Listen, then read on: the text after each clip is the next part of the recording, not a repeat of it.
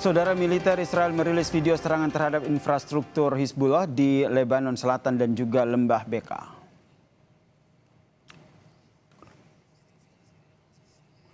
Rekaman udara ini, saudara, menunjukkan beberapa bangunan meledak menjadi kepulan asap dan juga puing-puing. Militer Israel mengklaim telah menyerang lebih dari 85 lokasi infrastruktur Hizbullah dalam waktu 24 jam, termasuk fasilitas penyimpanan senjata, peluncur dan bangunan yang digunakan oleh Hizbullah.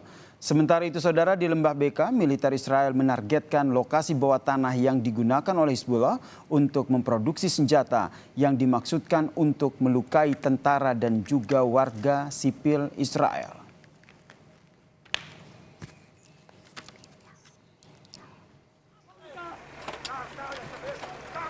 Sementara itu, saudara, 7 orang meninggal dunia dan 15 lainnya luka-luka dalam serangan udara Israel di kota Al-Sakakia di distrik Tyre, Lebanon Selatan. Petugas penyelamat membawa korban meninggal dunia dan luka-luka ke ambulans. Sementara itu, buldoser membersihkan puing-puing selama operasi pencarian yang masih berlangsung di lokasi kejadian. Israel sudah memperingatkan warga di beberapa kota di Lebanon Selatan untuk mengungsi sebelum Israel melancarkan serangan ke posisi Hizbullah.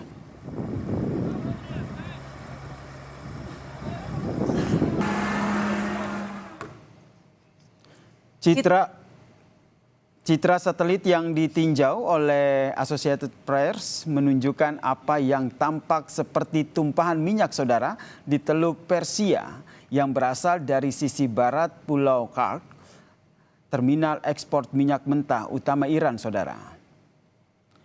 Ami Daniel, CEO perusahaan intelijen maritim Winrad, memperkirakan, saudara, sekitar 80.000 barel minyak tumpah dari Pulau Kark sejak tumpahan pertama kali terdeteksi oleh citra satelit pada Selasa waktu setempat. Belum diketahui apakah tumpahan tersebut disebabkan oleh kerusakan atau serangan udara. Sementara itu, saudara, Pentagon menolak berkomentar apakah militer AS melacak tumpahan tersebut atau apakah ada serangan baru-baru ini di pulau tersebut. Berdasarkan citra yang diambil pada awal pekan ini, tumpahan minyak ini, saudara, terjadi sebelum serangan AS yang terbaru.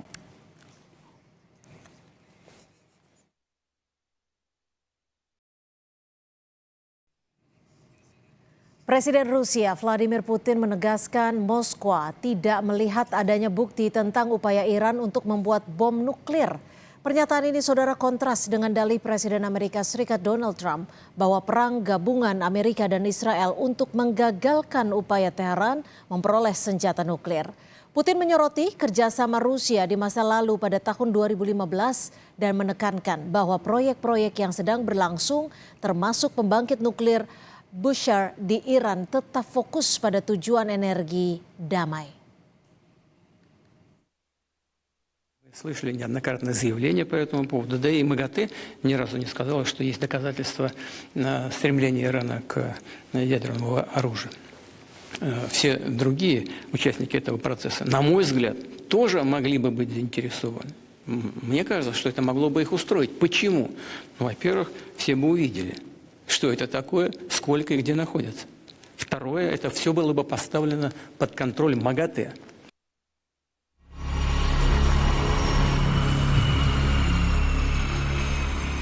Presiden Amerika Serikat Donald Trump masih menunggu tanggapan resmi Iran terhadap proposal damai terbaru Washington untuk mengakhiri konflik antara kedua negara.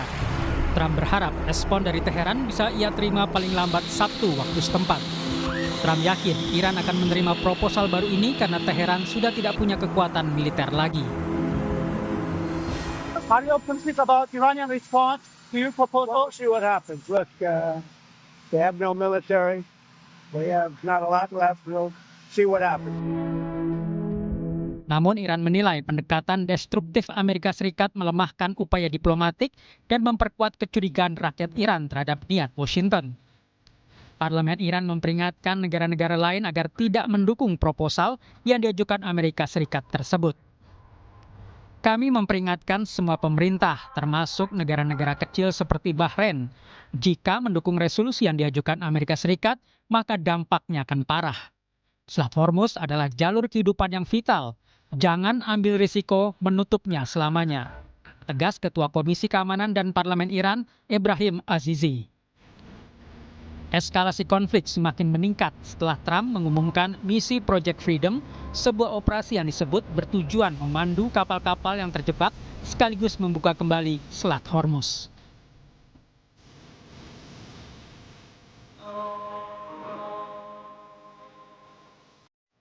Presiden Rusia Vladimir Putin membuka dan memimpin parade tahunan Hari Kemenangan Victory Day di Lapangan Merah Moskwa.